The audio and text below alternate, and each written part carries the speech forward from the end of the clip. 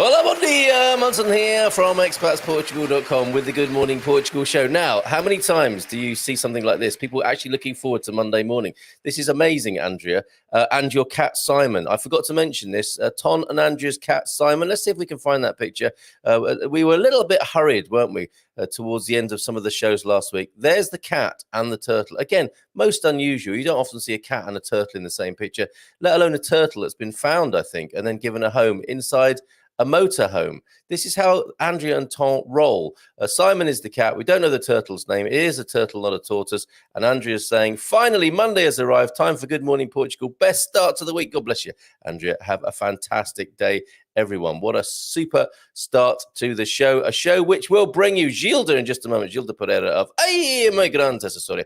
She'll be taking a few visa inquiries, sorting out a few of those questions, and probably telling us a little bit about life in Portugal as well, which is what we like to hear about when she joins us on a Monday morning. Phil and Kimberly. Well, actually, mainly Kimberly has made a wonderful video of Monsanto, and we will show that towards the end of the show. In between Gilda and Kimberly is the one, well, the thorn between the roses, if I may call him that. I'm sure he won't mind, because he's gone to fix himself a cup of tea anyway, and probably didn't hear. Two articles from Doug recently from the Portugal News. Let's have a look. The Many Landscapes of Portugal. An accomplished writer and traveller in Portugal, a proper Lusophile, is Douglas Hughes, also known as Welsh Tony, part of our wine club. You might remember Doug from there. Cascais via the scenic route as well. So off to Cascais and a little bit of a scenic travel around Portugal with Doug. We were going to do, on Monday, I've taken to doing hive hacks to Portuguese pains. I went through the Via Verde toll on Friday, and I thought to myself, okay, I'll just leave it and I'll pay it online. I don't know if I've done the right thing with that. We might not have time to go into that. We might have to carry that forward to another part of the week. But there you go. Vitor's birthday today. Vitor Costa, our man in the north. Good morning to you. Parabéns, Vitor. Have a wonderful birthday today. And another scroll on my piece of paper. I don't know what that means. Maybe I'll come back to it later. But let's go to Gilda now. Hola, bom dia. Gilda Pereira from Immigrant. How are you? Bom dia, Carl. Bom dia, everyone. I agree with Andrea, because it's the best way to start the week, even for me. Really? Those used to be very lazy Mondays, and now I get up early and I get ready for the show, and it's good. It's a good way to start the week. Oh, I'm so glad to hear that. It's the same for me. As I've said before, I would probably still be in bed if it wasn't for the show. Leading quite a lazy expat kind of life, and being told to get up by somebody or other. So this is great. Obviously, all round for all of us. And from Matthias, look at this. The Portuguese is coming in, Gilda. You can tell us if this is correct, grammatically correct. Maravilhoso. Maravilhosa segunda-feira e bom começo para a nova semana. Desejo-vos a todos. De Amsterdão, everything is correct. That's amazing, isn't it? So from Amsterdam this morning, we got Matthias wishing us a marvelous Monday and a great new week to come. Good effort, Mr. Matthias. That's great stuff. Looking forward. Oh, I know what the scroll was. It was mugs. I thought I'd written down Megs, but we have pictures of people's mugs. These, Good Morning I'm going to get one of these to you, of course, Gilda. Thank you, because mine, it's all white, just white. Okay, I see, for the morning coffee. Okay, we probably will have to get some little Portuguese coffee cups as well. Not at all. Get your kids to maybe make one in the meantime with some Sharpie pens. But anyway, if you have visa inquiries, Gilda is the woman, obviously, to talk to, our preferred partner from AEI. And we have got a question in already. I think it's made up of a few little bits and pieces here. Gilda, let's start here. What's the usual expectation re having a rental agreement prior to the application being submitted to the VFS in DC? So very specific and probably referring to a D7.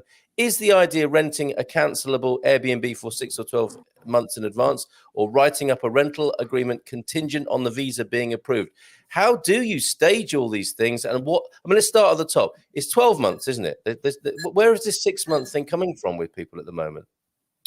The thing is, 12 months is acceptable by the consulate, but the owners of the apartments, they usually do not accept a 12 months agreement. So most likely, a 6 months agreement. So most likely it will be, when people find an agreement, it will be a 12 months agreement and not a 6 months. but the 6 months agreement are allowed. They are? Yes, they are. 6 months agreement, as long as it says renewable, they are allowed. Okay. Only it's very difficult to get 6 months agreement, especially if you're a foreigner, if you're not in the country yet, it's almost impossible. So that's why people talk about the 12 months, because it's 90% of the time, it's a 12 months agreement. Okay, and so the government are looking for a minimum of 6 months, is that right? 6 months staying, yeah. Okay, but it's hard to get that. So that's why people tend to think you're going to be getting an annual 12 months. Yes, with correct. somebody. Okay, now I think we have a situation where somebody did go on the 6 month basis and has been told by I think maybe because it's all new for British people, isn't it, with the D7 visa? They've been told they should have 12, so they can contest that, can they? With their particular they can because it's not on the law. They just say a proper place to stay. So, and that could be for instance, if you have a friend in Portugal, he can make a sponsorship letter saying that you are staying there. And before there were so many people applying, this letter was okay. Now, some consulates don't accept this letter. Some consulates only accept this letter if it states that it will be for 6 months minimum. Yeah. So it's becoming more tight, this requirement about where you are going to stay. Okay, this is a very important point then, because there is the law, and there are the ways that the consulates are saying we want this. So Yes. if you're an individual doing this for the first time, which you probably will be, because most people are only going to be doing it once, and therefore they're going to be doing it for the first time, they're unlikely to say to the consulate, hold on a minute, that's not right, because that would be quite challenging and would make you feel quite insecure.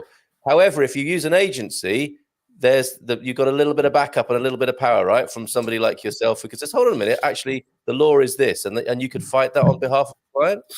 Yes, and what we do is that because we know that consulates act this way, before we submit a process, we confirm with the consulate.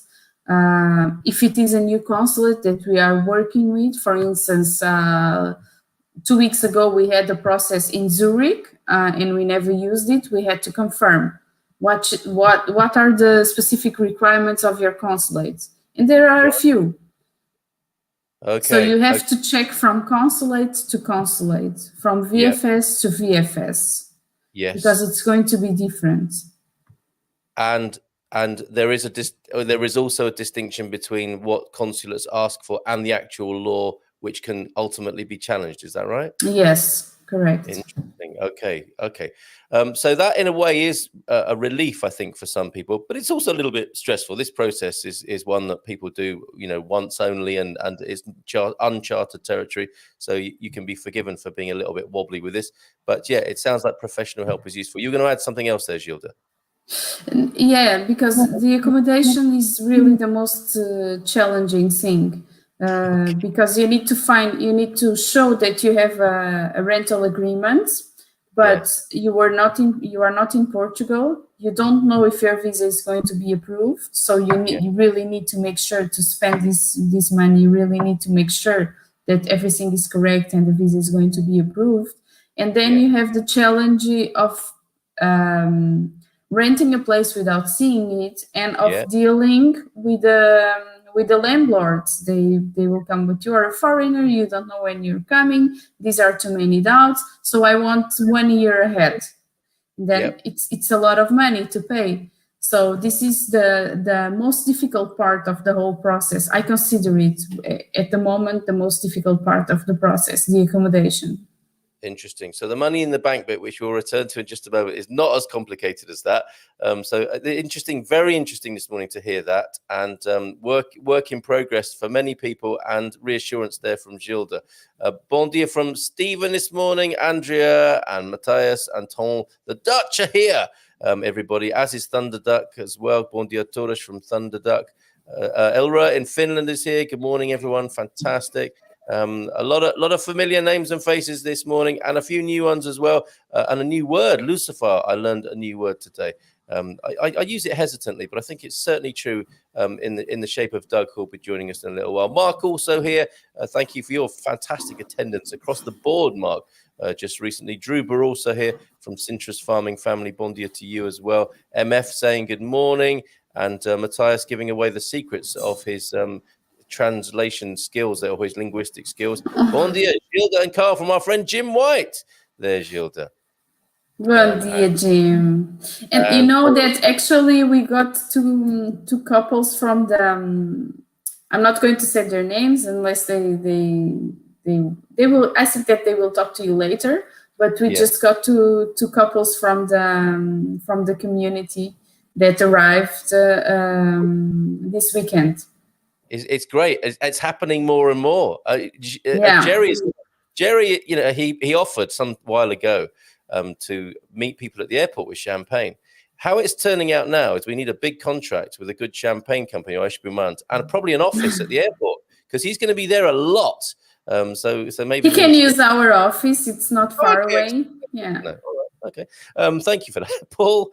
Greetings from Harrogate, North Yorkshire. A pleasant day ahead with soaring temperatures up to steady on in Yorkshire, going up to 22 degrees there. Thunderduck saying, Bing Translate does European Portuguese, but it can be wonky. Nothing like the real thing. Having a proper teacher is there. And Jerry, I saw a comment from Jerry. Oh, look at this. Look, I've got a cup for Gilda when we next meet. Ah, great. We'll have a good morning very soon. Mac 007, dang, dang, dang, evening from Zealand.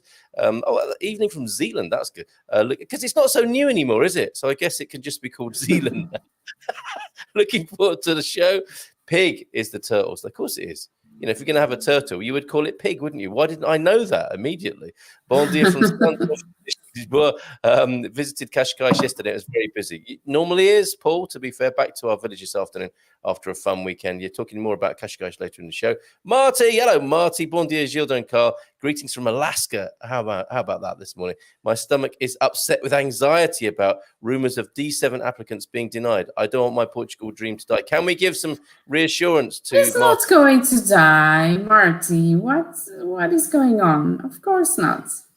There you go. That's all we needed to be told. And here this morning, Gilda, I love it. You were so direct with Marty there. A bit like, it reminds me of that time when I told you I was giving up drinking. He's like, why would you want to do that? I was like, Marty, come on.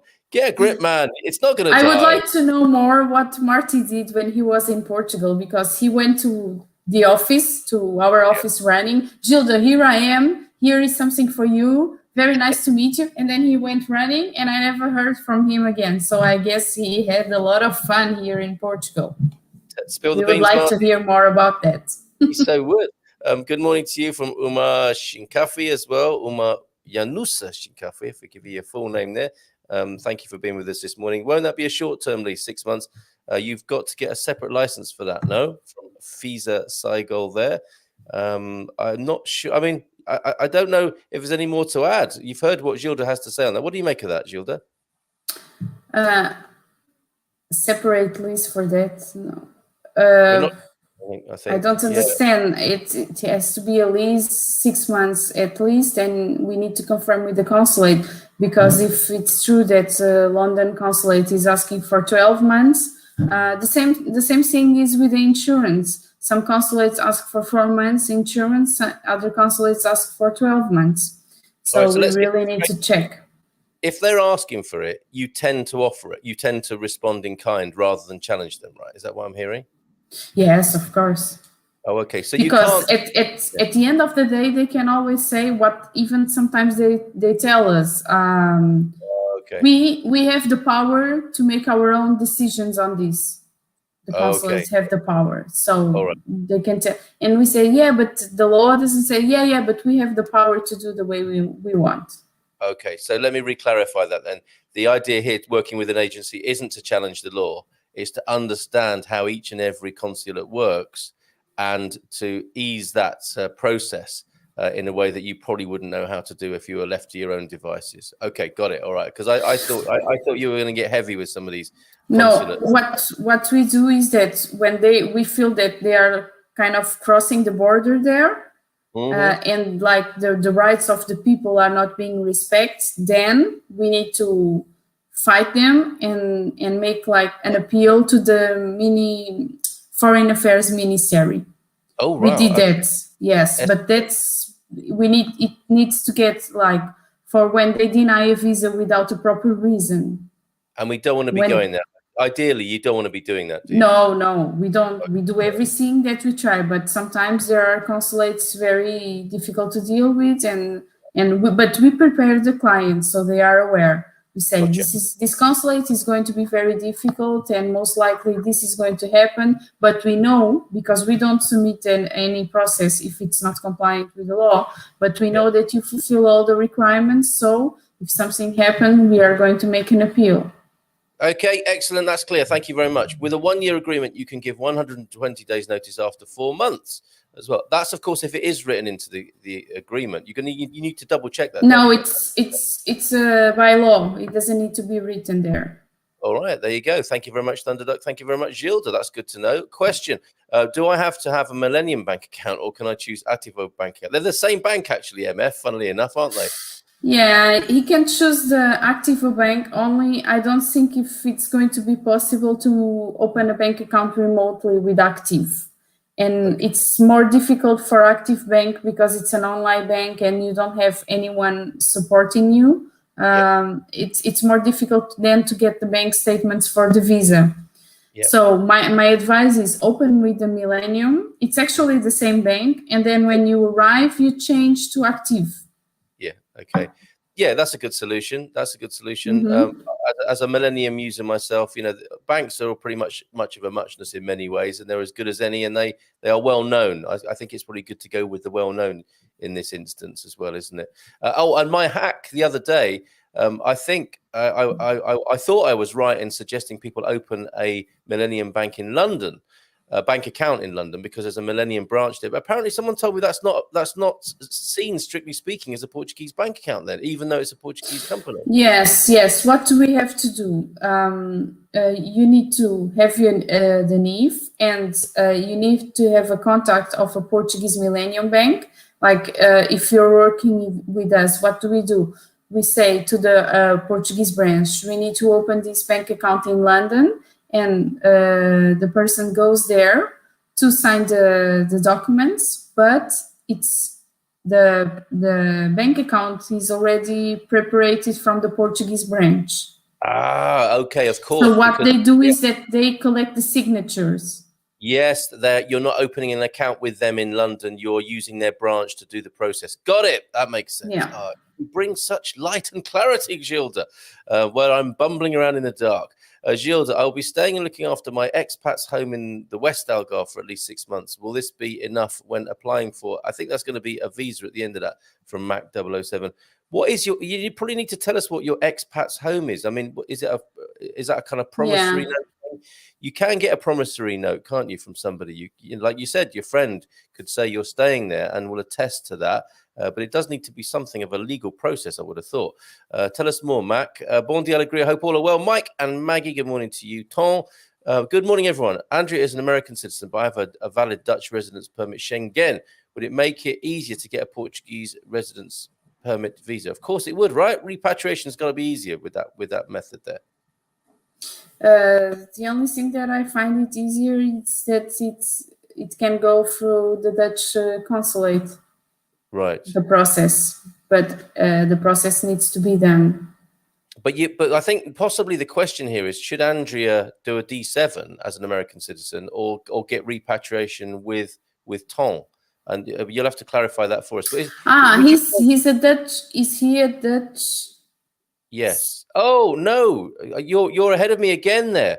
Oh, she is an American, but has a valid Dutch residence permit. Okay, so she's got to do that through there. Sorry. No, it doesn't make it. It doesn't make it easier. It's only the only thing is that she can make in the process in the Netherlands instead of the USA. Oh, instead of going back to the USA, of course. And I don't know what's Tom's nationality. If he's an European citizen, then she can come to Portugal with a Dutch resident permit and then change it here with the family reunion process.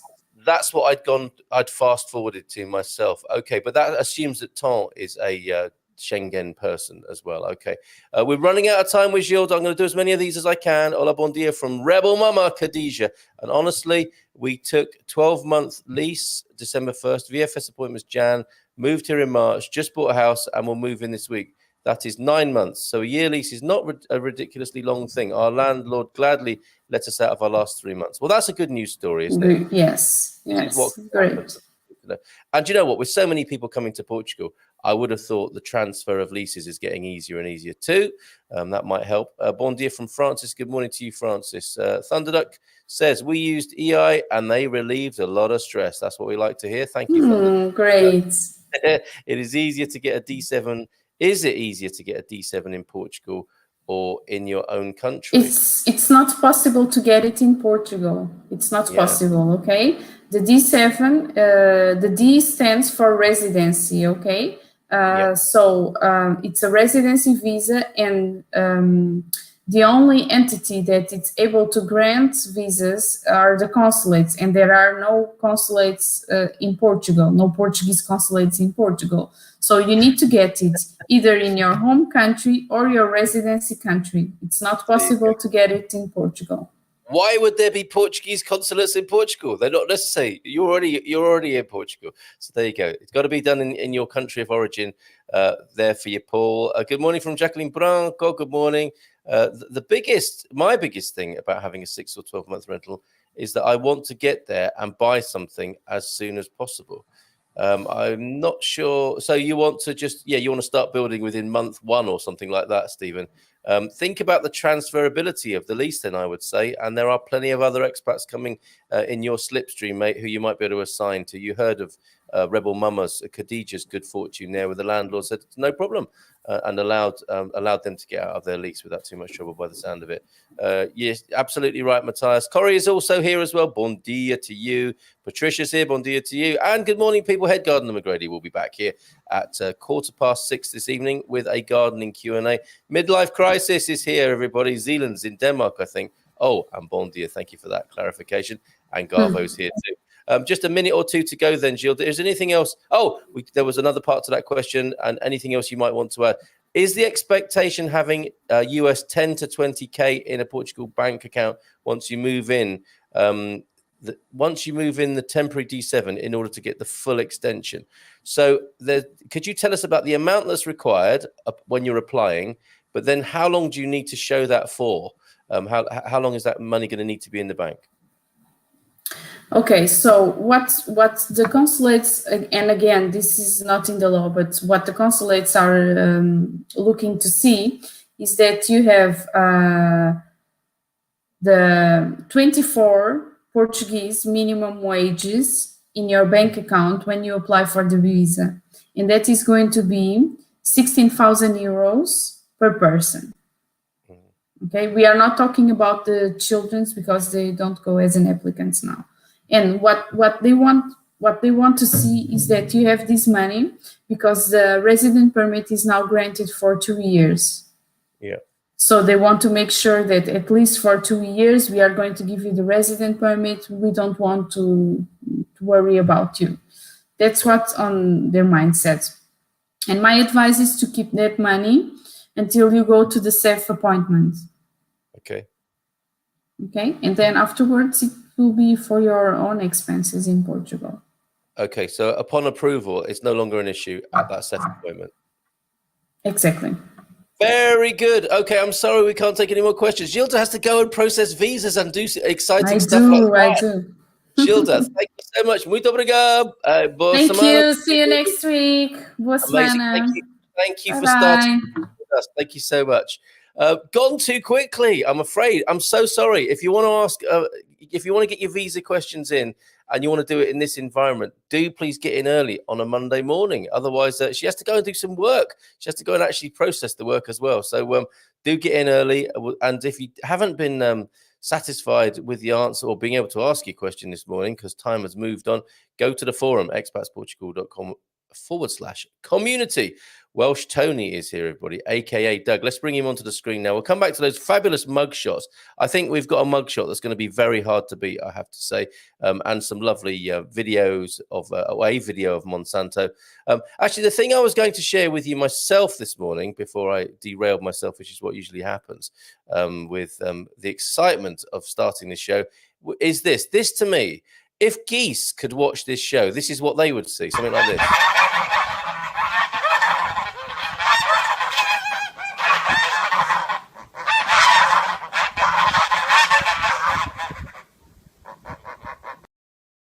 We look a bit like that to geese, everybody. And that is in Alvázora. 3 years ago, that came up as a memory on my timeline. Walking down the road in Alvázora, looking for a chicken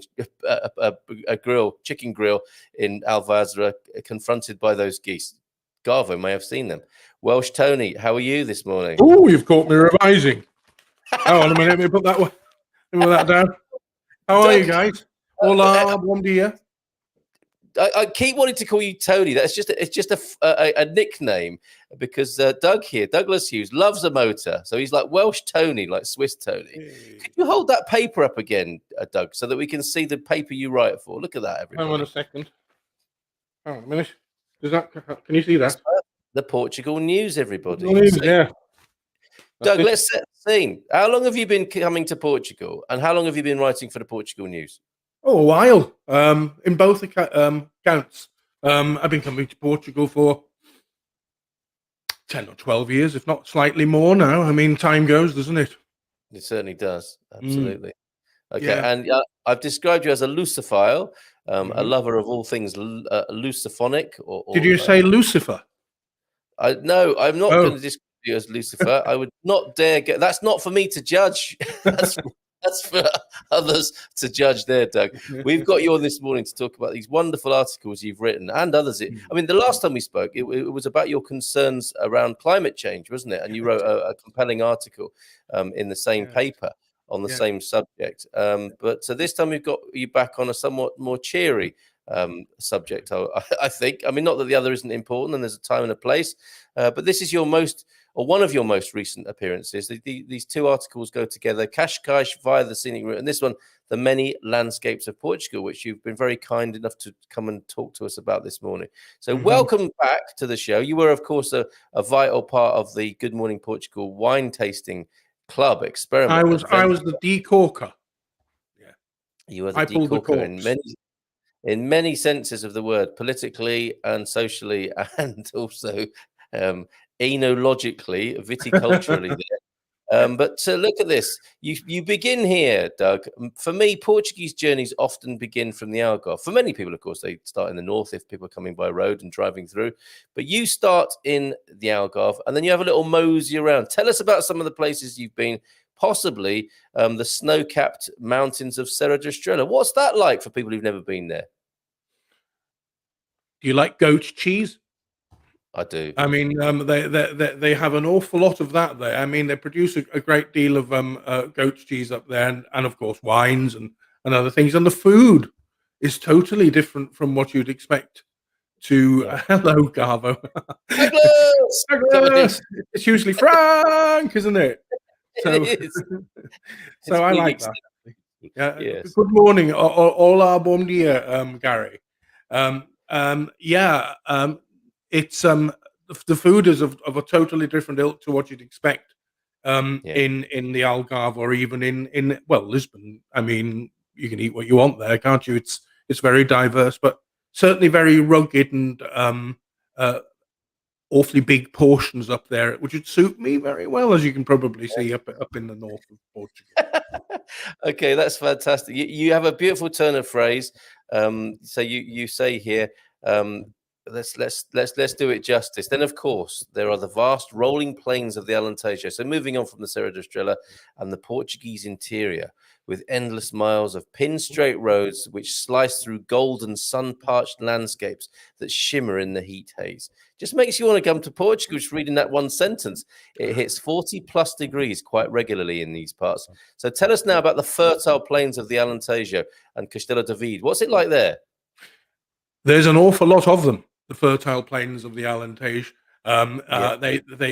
as soon as you cross over, the landscape completely changes. It gets very level. But here and there, dotted around, there are these distant villages perched on top of the hills, if you like. I wouldn't describe them as mountains, but hills, and they overlook the vast plains of the Alentejo, with the olive groves and the vineyards, and there's quite a few, of course, livestock farms as well in the Alentejo. Beef and sheep as well. So reassuring for a Welshman to see a few sheep on the landscape. Then I wonder how they can cope in 40 degrees with those coats. Indeed, yeah, it makes you wonder, doesn't it? I wonder what I wonder if the farmers have to spray them from time to time. Okay, this is a whistle-stop tour. Before we get to Cascais, you could continue here. If Portugal had a garden, surely it would be the Douro Valley, a vineyard-laden terrace garden, providing some absolutely unique scenery. So we've come down south and we're popping back up north to the Douro Valley. What's your overwhelming impression, memory, or delight when it comes to the Douro, Doug? As one of your ninjas, obviously it's the wine and the port, isn't it? And obviously the beautiful scenery. Yes, absolutely. Okay, and have you driven that legendary road that I think was featured on Top Gear? People, driving aficionados love it. Tell us a little bit more about that. It's just reading about it or seeing pictures of it just don't do it any justice. What's amazing about that road is how around every single corner the scenery just changes all the time, from sort of vistas over the River Douro and the vineyards and the terraced vineyards running down towards it, to just rugged mountains, and then suddenly you're onto some level ground and territory that looks sometimes a little bit Alentejo like, but it's a remarkable road, and I think it's got its reputation because of the fact that it does offer so many different things. Yeah, absolutely. Okay, so then we're moving on from the Douro, and I love this as well. We're talking about the vineyards and the livestock farms of rural Portugal vanishing now in the rearview mirror. It's great to cross the Ponte 25 de Abril to behold the bustling cityscapes of Lisbon. In only 18 more miles, the beautiful leafy town of Sintra, with its sun-dappled historic centre and busy tourist trails, will soon come into focus. Now, that's quite something, isn't it? When you see Sintra in the distance, you think you might be approaching Disneyland or some figment of your imagination, really. The palace on top of the mountain is incredible. I mean, you can see it from quite a long way south, almost just north of Lisbon. You start seeing little glimpses of it on top of the Sintra Mountains there, and then as soon as then you get there, of course, it's it's always good to have a pastel de nata and a cup of coffee before you attempt the climb. I think is a good idea. To refuel one of many of Portugal's roadside pastelerias or padarias, right? Yeah. So absolutely. when you go in, then I'm going to put you on the spot a little bit, Doug. When you do go into these places, you think, okay, I'm ready. I need my pastel de nata. I need a bit of a carbohydrate boost and a coffee. What's your opening gambit then as you walk into a cafe? Because people need to know this stuff. In Sintra, you mean? No, in any roadside cafe. Like we were talking before the show, weren't we, about how in Cascais, which we will talk about more in a little while, everyone just seems to speak English in Cascais, but you're not going to get away with that, are you, in other parts of Portugal? And rightly so. What's your Portuguese like, and what do you open up with when you go into a cafe? So, usually olá, bom dia, or boa tarde, or whatever time of day it is, and then you seem to be on a little bit of an even keel then with the locals. I mean, so yeah. The thing is, though, if you go to the little country ones out in the middle of nowhere, you've got no chance unless you have some sort of grasp of Portuguese, have you? And what I always find is you walk in and you see these counters set in, and all that there seems to be, unless you're au fait with enough Portuguese to read the menus, which are always going to be in Portuguese. They never have any fresh food ready prepared, because it'd go off in no time at all if it was taken out the fridge in that heat, wouldn't it? So it looks everywhere looks very sort of bare and a little bit sort of, well, what the heck am I going to eat here? But it's all made fresh. That's what you've got to try and remember. Doug, that had never occurred to me. Because it's a definite thing for sure, isn't it? You're driving in rural parts of Portugal, even in some of the towns, and at a certain time of day, there's no one around. You think, what's happened here? Where's everybody gone? And it's to do with the heat, and it's to do with the lifestyle, isn't it? Is that they're indoors? They're not fools like us driving around in the blazing heat. And then, of course, you'll see quite an understated roadside cafe, and you'll walk in there. And of course, nothing's out on display because it would be destroyed, wouldn't it, by the conditions? So a ham sandwich wouldn't do well in 40 degrees, I feel.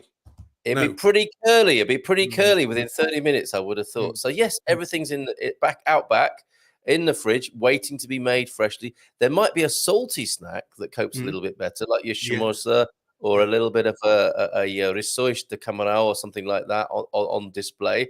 But you're absolutely right. And you can think it seems a little bit inhospitable, but there's your answer, right? Yeah, absolutely, I reckon. Yeah, absolutely right. Fantastic. Plenty of cold drinks, but not a great deal in the way of food on display. And unless you're in a busy, motorway sort of, and then they've got everything on display, then in chilled cabinets, haven't they? Yeah, they have. But I mean, your little mom and pop place on the roadside is not going to be investing in. And they have the nicest, freshest food as well, and the best. Of course they do. Of course they do. So I'm imagining Doug's had a few interesting conversations with his the best of his Portuguese, trying to get something to eat, feeling a little bit hyperglycemic, and trying to fill his belly with something for the climb into Sintra. Quite a job, that, actually. What, filling your belly? Oh yes. Great to see Doug here, says Frank. Hello, Frank. In your seat, Frank was always the Monday man. Bon dia, gents. And he will be back once he's settled in his new environment. We will see more of Frank. So bon dia, Frank. Nice to see you. Well, your picture anyway. All the young and old primates are shouting out to each other. Douglas, Gabo, Lee. Look at this is what they do. Hope to see you soon in the Algarve again, Doug. Fiona's here as well. Morning, all. Couldn't find you on Facebook today, so hopped over to YouTube. We haven't been banned again, have we? Nigel Henry, I love the menu. Did the have two locals I use near to us in Algarve. Jim McDonald's here as well. How's it going, Jim? I hope you're having a super time here. Bon dia from Setúbal. Just dropping in to say hi. We're heading down to Tavira for a week. Have a great day, everyone. So any tips? He's having a super time, so he is. So he is. Jim McDonald. He's American, but that may well be his accent. Yes. He doesn't talk like that, Doug, but it's a fair guess. What would you recommend in Tavira as a man who knows? Sorry? What do I think of Tavira? Well, what would you recommend down there? The McDonald's are heading that way after Setúbal, so what would you say to them? Tavira is amazing. It's such a lovely little place. I mean, you've got the old town, and and I think the old town is one side of the river, and the newer, more modern things are on the other side of the river. But but both of which have got loads to offer. I mean, the old town is usually the most quaint, isn't it? But it's a great little place, and right by so many beaches and things to go to, and you've got that lagoon as well, haven't you? Which sort of begins in Tavira and heads west. I forget what's the name of that lagoon. Probably an albufera of some sort, isn't it? Yeah, it heads that way. Yeah, for quite some time. It's you've got like a river that runs between, and there's the sandy islands as well. Fantastic. There you go. So look, watch out for that, Jim and Mrs. M there. Your Mrs. M. Bon dia todos from Andy. 40 degrees, says Garvo, is when the cardies start coming off. That's so true, isn't it? Portuguese people with their layers. And yeah, you've hit 40 when the nonna of the village takes her cardie off. It's as reliable as any temperature gauge or thermometer, I think. And more of this sort of thing. Garvo, Lee, and David Thompson. Good morning, David. Good day from Copenhagen this morning. Doug, have you tried pink port over ice yet? It wouldn't be long before the alcohol questions start coming in. So have you tried pink port over ice yet, Doug? I have to admit, Gary, that I simply haven't done that. And maybe that'll be a treat that I'll reserve to have you and your good missus one day. Oh, how lovely. What a great thing to look forward to there. In Sintra, forget the pastel de nata, Doug. You need a queijada de Sintra there. So have you had the queijada as well? No, I've never even heard of it, frankly. But what is a queijada? Now, queijo, I would say it's something to do with cheese. A little tart. It's a little tart that doesn't look unlike the pastel de nata, but is of a different sort of texture, not quite as creamy, a little bit more solid as I recall it. Is So it something a for your sort of a quiche-like thing? I would imagine with quasar in it. yes, I think you're Mhm. right. Like a mini quiche almost, but still on the sweet and not the savoury side, as I recall. Mm. I Elra think a will. quiche, you see, is a custard tart gone wrong. Yes, it's true, isn't it? It's not for alpha males like ourselves to be eating. Punti Alegria. Louise will join the gardening Q&A this evening. Oh, always good news when Louise is joining us, and hopefully a few picks from the garden. A question for Lee for this evening. Can you graft a new variety of grape onto an old vine that no longer produces grapes? I think you probably can. We'll find out tonight. Andrew, Matthias. Oh, my goodness. Oh, Matty to his friends, I think. When? Happy to wait for a response this evening. Okay, so we'll talk about vineyards and grafting of vines this evening. It was something hard to get used to me in the UK. Everything is pre-made and no one can prepare anything for you right then. Everything is pre-packed. So there you go, back to that comment. You really unlocked a mystery for me there, Doug. So yes, good point. And it's true, isn't it? In UK, people do like to get everything made by 9:30, put it in cling film and leave it out there to curl up and die in the sun for the rest of the day. Home cooking every time, Elra. Don't ever get used to that. Rissoish can be a bit stale after a time. Yes, 2 or 3 days, and you probably want to something a bit fresher. Look, they're still there. The young primates are still wailing out to each other in the comments. Oh, Portugal news. They published my poem. Thanks for showing it last week. So, fellow writer, Rebel Mama Khadija, here with you this morning, Doug. So good to see your face and have you here, Doug. From Wales, we should add. That is not a traditional Portuguese backdrop, Doug, in his natural environment of Wales, but coming back to... That's a Welsh dresser, and this is a cross-dresser. The Welsh dresser at the back, the cross dresser in the front. As in cross. Yeah. That. Okay, sorry, I'd gone somewhere else in my mind. Rio Formosa was the geographical landscape that you were reaching for there in Tavira. And lots of lovely comments coming in. Still fantastic from Paul as well, who loves the Algarve, of course. One is called Baril, home of the anchors. And Gary, I heard someone say the other day, get the wrong side of a Situbalense woman and you will never forget it. Get on the right side of her and you will never want to forget it. Two women from Setúbal have a reputation for being volatile but passionate in that kind of Italian way that we know that Gary Garvo is rather partial to with his love of Sophia Loren. Okay, so back to the article. We're easily distracted, aren't we? Here, Doug, and nothing wrong with that. So, could you tell us a little bit more about Sintra and your recollections and what you love about that fabulous place? Let's face it. Like I said in the article, it's always good to get to Sintra early, because if you don't get to Sintra very early, I'm afraid it gets terribly busy. Well, right. I don't know what it's like now with the pandemic and all that sort of thing, but in the general scheme of things, so I get there nice and early. And just opposite the railway stations, where all the tuk-tuks gather and all the coaches, there's a little cafe or two just opposite that railway station. I always go in there and do a spot of people watching just for an hour and just watch the Sintra gradually unfold and see all the people from all over the world come to enjoy the region as they get ready to get shipped off to places like Cabo de Roca and the surrounding areas. Okay, so Sintra is beautiful in its own right, of course. And there it is. There's the photo on the screen there of the palace there.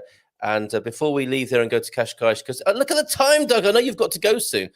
Praia de Massas, the tramway passes through the picturesque villages where there are often some artisan markets set up amidst the abundant shade of gently swaying trees which rustle softly in the warm breeze. Go to that beach of the apples because the River Calarish once ran through some orchards there. Some of the fallen apples were swept downstream to the estuary where they eventually washed up on the sandy beach, bestowing it with its somewhat curious name. Great seafood restaurant on the Apple Beach there. Let's go quickly to Cascais, and I think we're going to have to get you back. Is that all right at some point? Absolutely. I'll come back and do the other article another day. But we can just touch on it for now if we like. let's touch on it if we may, because there is a view of Cascais that some will be familiar with. The color of that water there is the first thing that hits you, right? You get used to the color of the sun. Well, you never get used to it, but you grow accustomed and delight in the blue sky of Portugal. It's reflected in the water around Cascais, isn't it? And these incredible really is. And I mean, Cascais has got a lovely climate. It never gets ridiculously hot because it's on the coast, on the west coast, and it never gets very cool during the winter either. It's very temperate all year round. And I'm afraid the photographs are stock photographs. I can't claim those. Yeah. Okay. Well, thanks to whoever took these, because that's a great beach. Been on that beach there. It's a very easygoing sort of vibe there, and that's typical of Portugal, isn't it? That the beaches are very sort of accessible and easy. I think Portuguese people really pride that when they set up facilities. They try and make it easy for everybody because you don't want to be messing about in blistering heat, do you? So, final words then. The phrase that comes to mind for me that I often like to discuss with people is the California of Europe. You've put this in your article. What say you about that? It's I think it's a fair description. You've got the palm trees, you've got the lovely flat, vast pavements, you've got people whizzing around on skates. You've got beautiful people, and you've got fat people like me. You've got the whole spectrum, and just like California. Just like California. Brilliant, Doug. I'm sorry that the time disappeared so quickly. What's the next article then to come out in the Portugal news? What are you working on? Hopefully, there's one about the delights of Nazaré coming soon. I'm just putting the finishing touches on that, and it's going to be called A Taste of Nazaré. So hopefully we can come back and discuss that and the rest of this one if you like. Fantastic. Yeah, I'd love that. Absolutely right. And we can use it as a way of as our excuse to get you back on and have another lovely chat.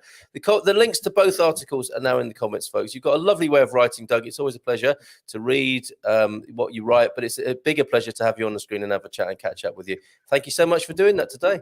Been nice to be back. Nice to see you all, and hello to everybody, all our friends on Good Morning Portugal. So it's been great. Okay. And what's thank you in Welsh then before you go? Diolch yn fawr. Diolch yn fawr. Diolch yn fawr. You said like a proper North Walian. I'll see you later, mate. Cheers, ciao. Mate. Bye.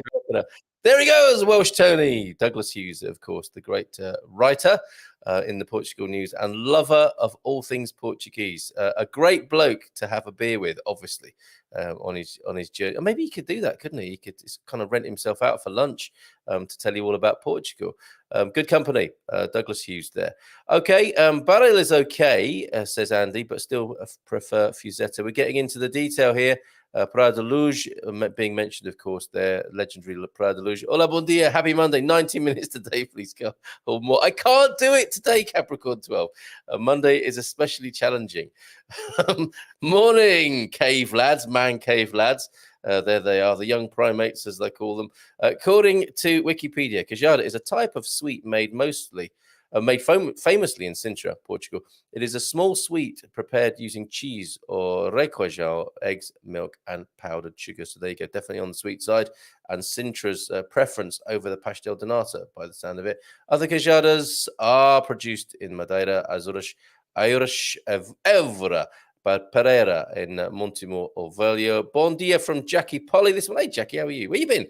Elra, I've ever heard of Padeira of Aljabarota. Aljabarota! That's not far from me, actually. A fascinating place to go to. A legendary battle fought there, of course, where I believe the British allies helped with the Portuguese in that long-standing great relationship. Garva, that's not just the Setúbalense ladies, it's all Portuguese women. Apparently, according to Andy's possibly first-hand testimony there, Sophia Loren was also a talking point in if ever Garvo's around, Sophia Loren will be mentioned. Hello, Catherine, how are you? Bon dia, love Cascais, as she says. All the article links are there in the comments for you this morning. We're going to go to Monsanto in just a moment. Well built, Doug. You are well built. See, well built, not fat, as he was saying about himself there. Nazaré, if you want to surf. Okay, I'm sure the surfing and the legendary waves will be mentioned in Doug's upcoming article. Lee Harrod, I think, is shouting out to Tomati there.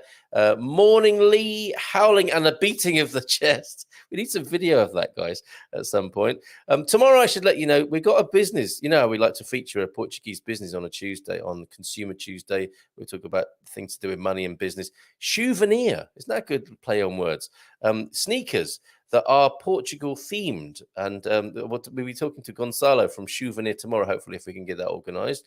We've talked about Simon the cat and Pig the turtle this morning. We've said happy birthday, haven't we, to Vitor Costa? The mugs, we haven't done the mugs. Let's do the mugs and a few pictures that have been sent in before we finish today. And of course, go to Monsanto, courtesy of Kimberly Wood, who very kindly has allowed me to show the video of her right up high there at the top of Monsanto. But before we go to the video, look at it. There he is in his broadcasting splendor. Caption that, won't you? That's a great picture, isn't it, of Doug? We have a picture of this came in. Where is this? Can anyone recognize this before I give the game away? This came in from Antonio F., whose pictures of his mother-in-law's quinta I'm holding for tonight. I think we should show those traditional quinta shots, courtesy of Antonio F.'s mother-in-law, which, I mean, that fits perfectly, doesn't it? You know, mother-in-law jokes in Portugal are probably about the shenanigans that mum-in-laws get up to on their quintas. And I've got some pictures, not to prove that necessarily, but to certainly show you the way of life that is still being preserved by Antonio's mum-in-law. And this is a picture he sent in as well from a great place. We were here actually on Friday, popped over to this place. And I meant as well today to bring you some video of Rio Maior, maybe later this week. Went to Rio Maior for the first time yesterday. What a place! And only about 25 minutes away from us. And on the way, Salinas, where the salt is mined inland. Who knew? I didn't, for sure. Okay, those mug shots. Thank you so much, Thunderduck, for this beautiful picture. That's a very well taken and composed photograph, is it not? Of the two proudly owned Good Morning Portugal mugs on atop the pile of Lisbon and Portugal guides there. Lovely photo. I'm not sure what the other object is in the background there, but it's a good picture. But Thunderduck, I have other pictures here which possibly claim the crown of probably the most difficult. Excuse me, the most difficult. I need some more coffee in my Good Morning Portugal mug. Yeah, beat this, if you will. There's still time, Thunderduck, to take your couple of mugs there and raise them literally to this altitude. Look at that. Thank you so much, John, for sending these in. John, in the cockpit there, ready for takeoff, or has just landed. Isn't that amazing to see the Good Morning Portugal mug in the cockpit over there in the United States, I believe, and up in the air? Isn't that amazing? That is so fantastic. That's going to be a hard one to beat. I guess it could be done on a more of a sort of domestic flight coming a transatlantic. You might get a bit higher. But I mean, to be the pilot and to be maybe having a coffee out of a Good Morning Portugal mug, how can you beat that? I'm not sure you can. Paul suggested we finish with a sunset. We've got a couple. We've got Capricorn 12 and Paul representing with sunsets. But before we go there, let me please share with you, and thanks to Kimberly, the rather marvelous footage of Monsanto. I'm not going to play the whole thing, but I'm going to play some of it. This is quite incredible. And probably we'll add a little bit of not Coventry, we'll add a bit of commentary. I can't imagine two more different places, Coventry and Monsanto. See for yourself right now. Good morning. Well, it is just before 8 o'clock, I think, in the morning. And I am on the top of Monsanto, which is the mountain near the piece of land that we're purchasing. And we've climbed up here early in the morning because it gets too hot otherwise. And it's just the most spectacular view. And I'm perched on the very top here of a castle that's on the hill, on the mountain. And I'm perched. It is a very solid granite rock that I'm sitting on, but I feel a little bit exposed. There's the drop behind me. Phil's down there somewhere. And I now have to get back down. That's the top of the mountain there. I don't know how to... Sorry about this Facebook Live. I'm not really au fait with how to do it properly. But I've I've now got to climb back down there, all around there. So here goes. But look at this view. Just look at it.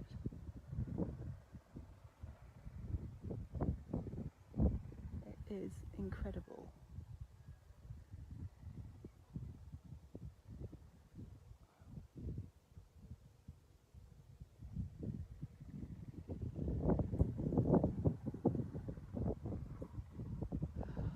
Truly breathtaking, eh? Look at that. Let's go back down. Let's go back down. So that's where Kimberly goes in for the descent back down to meet Phil at the bottom.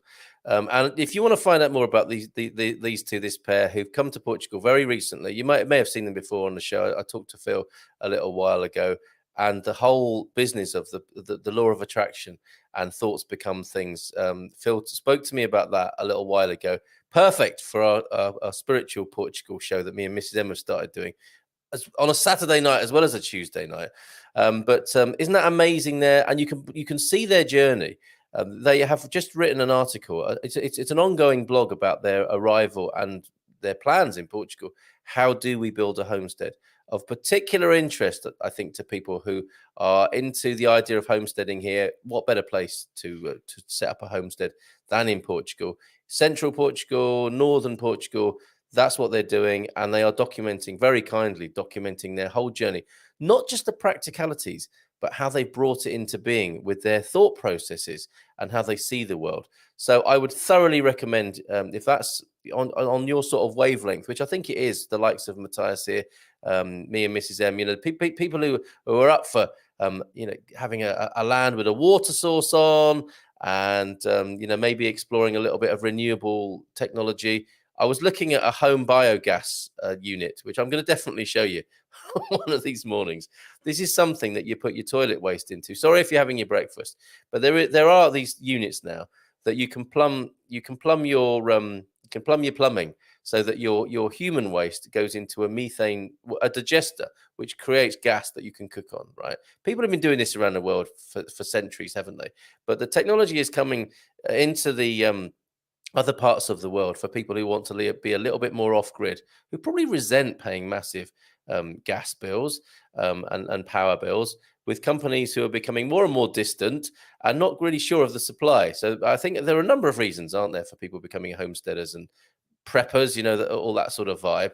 In many ways, I just think it's quite sensible, actually, and it makes economic sense, doesn't it? But anyway, this great big bladder of a thing that goes out in your garden. You can put your household waste into it of every kind, including your cooking scraps and your compost, and it produces gas for you.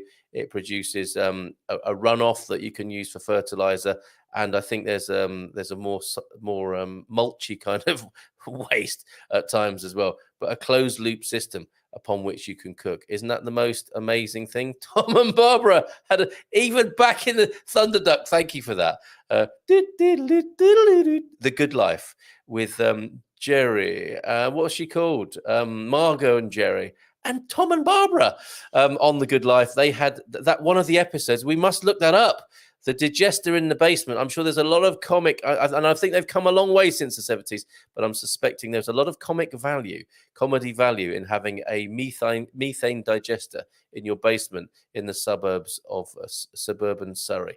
Wow. Thoughts become things too, right? Looking forward to Tuesday night. See you there again, Jim. Bon dia from Carlos Martins Vitor. Bon dia from Portimao. How's it looking there this morning? That's a lovely picture on I think that's a Portimao picture, isn't it? On your Facebook profile there, Carlos. The Germans had the right idea about Coventry. That's old Brummy banter, left with a beautiful cathedral as a result of that. And from hey, Zay over there in UK. Good morning, Portugal from England. Carry on. See you all in October. One good new week and a happy day to you all. I think I've covered everything so far. Oh, apart from how do we get a mug in the UK? I'm just about to tell you that. Really looking forward to seeing Antonio F's mother-in-law's keen to photos tonight. Me too, absolutely right. How do I get a mug in the UK? Okay, let me share this on the screen with you just before I go this morning. Sorry, Capricorn 12. I'm going to answer your question, but I can't stick around for 90 minutes this morning.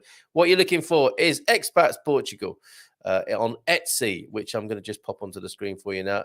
The mugs aren't the only thing. Astrid's been very busy and furnishing our store with many delights. You can get a T-shirt. No one's bought a T-shirt as far as I'm aware yet, or certainly haven't put it on and taken a picture. Jerry's catchphrase will be on a mug soon, I'm sure. Maybe even a picture of Jerry on your mug going, "See you in Portugal." I'm on Portugal. I'm on my way there. There's another mug variant, and there are some tote bags as well. So there's a women's short sleeve tee, a men's tee, and the cups there, the mugs, as well as the tote bags. That's what we've got so far. I'd love to see your photos of those. So they're answering your question there. It is Etsy. Oh, I should put the link, shouldn't I? That would be pretty awful just to show you the picture but not give you the link and leave you hanging there. So that's going into the comments right now. Etsy.com/shop/expats Portugal, as you might expect. Elra saying about Thunder Duck's selection of books there. Any book by Prof. Jose Hermano Saraiva is good. Saraiva is good. So there's another little recommendation there. Thank you so much. What a lovely morning it's been. What a great start to the week. I hope it's been for you as well. And we'll see you tonight for the gardening Q&A at 6:15. And hold on a minute. I wonder if Tamati ever made it to the show. It's a bit like that meme, isn't it? I often wonder what happened to the people who I gave directions to. But here we have Lee shouting out Tamati. I hope it was useful to you both, Lee and Tamati, this morning. And this has been a great start to your week. Have a good and see you at 6:15 for the gardening Q&A. And see you in the morning for some souvenir action with Gonzalo from that company when we talk about that. I think that's just about it, everybody. Have a great day. Bye for now. And we will go out with the instruction that is always said. If you look at the top of this video, now go out and enjoy Portugal. Ciao, ciao.